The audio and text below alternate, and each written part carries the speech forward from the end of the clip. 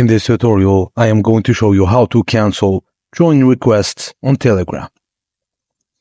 Begin by opening the Telegram app.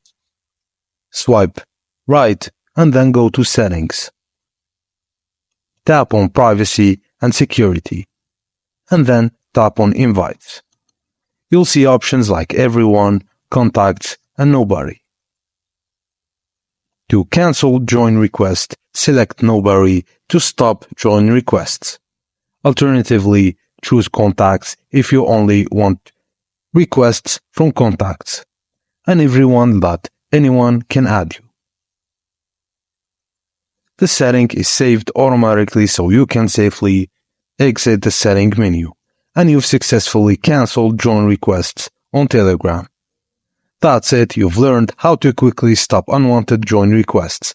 If you ever want to allow requests again, you can adjust these settings following the previous steps. And that's it guys, thank you for watching, and please don't forget to like and subscribe for more.